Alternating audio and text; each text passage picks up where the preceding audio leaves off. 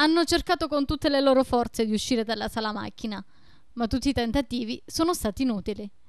Parliamo dei 25 profughi che hanno perso la vita durante la traversata che dalla Libia li portava a Lampedusa.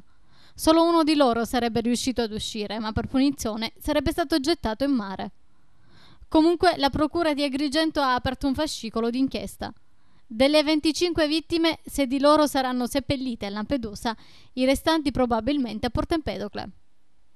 Intanto la squadra mobile di Agrigento avrebbe già individuato 5 scafisti. Su 2 dei 25 corpi ci sono evidenti segni di violenze. Sarà l'autopsia a chiarire se oltre all'asfissia, in questi 2 casi, a provocare la morte dei migranti siano state le lesioni. Ieri l'assessore regionale Sparma ha voluto portare personalmente l'estremo saluto della regione siciliana alle vittime della disperazione. Assistere a questa fila di corpi senza vita, dichiara Sparma, non può lasciare nessuno indifferenti.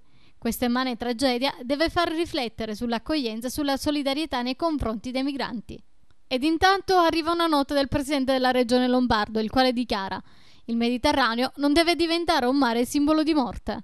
Non possiamo più restare in silenzio. La tragedia di Lampedusa, dichiara Lombardo, è l'ennesimo racconto di speranze recise, ma anche di crimini contro persone che vengono stivate su improbabili carrette del mare, bambini, donne e uomini in fuga dalla guerra, dalla fame e dalla povertà, in cerca di un futuro migliore che spesso non sappiamo dargli.